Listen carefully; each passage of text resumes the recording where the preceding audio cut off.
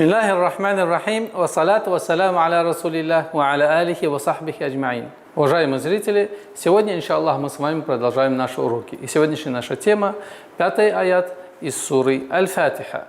Отличительной чертой этого аята заключается в том, что, во-первых, отсутствуют твердые звуки, во-вторых, существуют удвоенные знаки.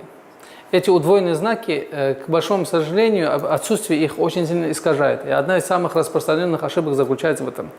И также из распространенных ошибок это твердое произношение мягких звуков, которые здесь, в нашем данном случае, в этом аяте, их много.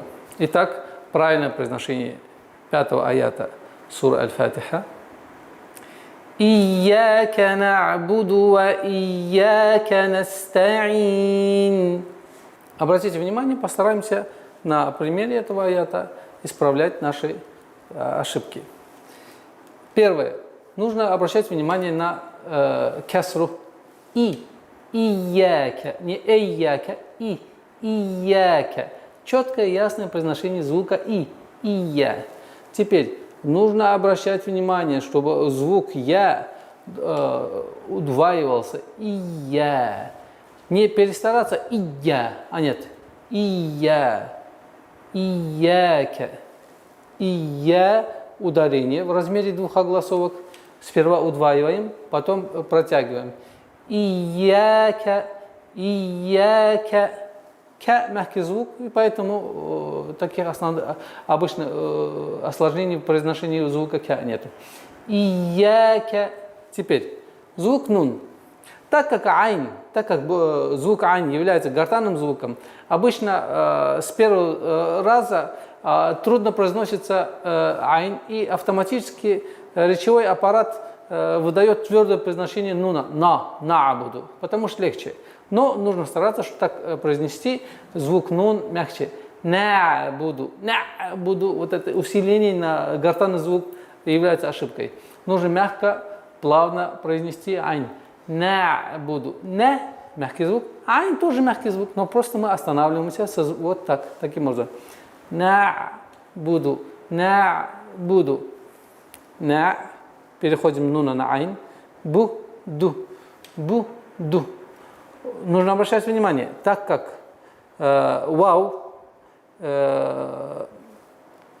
идет после даммы, чтобы ду не протягивалось. То есть ияка на'буду не удваивалось и не протягивалось. На'буду. На'буду. Итого получается это словосочетание ияка на'буду. И все. Идем дальше.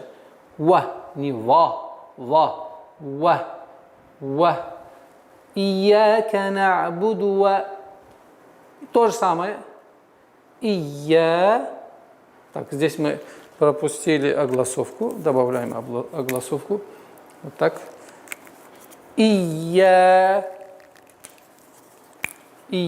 Протягиваем в размере двух огласовок. Ияка. Итого получилось у нас Ияка на'буду ва ияка. То есть так, вот нужно разделять между вав, между двумя словами, чтобы она не находилась, при произношении не стала продолжителем удлинения звука вав, чтобы этого не было. Итого, Ияка на'буду ва ияка. Идем дальше. То же самое. Ин. При остановке переходим в сукун. Неста. Не нас, нет, нас, нет. Нес. Свистящий звук. Син, свистящий звук. Неста. Не нужно стараться опережать время и переходить на айн, не произносив звук та. Не торопитесь. Нужно сперва произнести та, нес, та. А потом мягче, плавно переходите на айн. Ин. Настаин. Так как звук син свистящий, и вот это звук с должно присутствовать.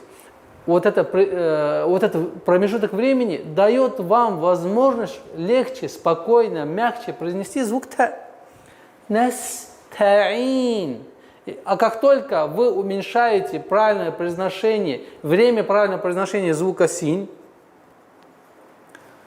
та будет та, настаин, что является очень грубейшей ошибкой и очень сильно искажается смысл. Итого получается настаин. Остановка сукун, долгота кясры, как мы в предыдущих уроках сказали, 2 или 4 или 6, но в данный момент мы с вами протягиваем в размере двух огласовок, получается настаин. Итого, про первое правило. Обращать внимание на мягкость произношения всех звуков, которые присутствуют в этом аяте. Это первое правило. Второе правило. Смотреть на аят как на одно целостное слово. То есть «Ияка на'буду ва ияка настаин». Одним выдохом. Вдох, выдох. Не останавливаться в середине. Это второе правило. И, естественно, нужно очень осмыслить, прежде чем произносить, потому что смысл этого аята и всех аятов предыдущих и последующих аятов сур Фатиха очень глубоки.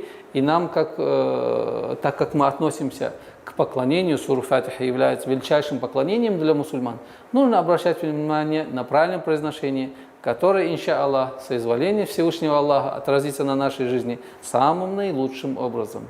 На этом мы с вами прощаемся. До новых встреч. Ассаляму алейкум ва рахматуллахи ва баракатух.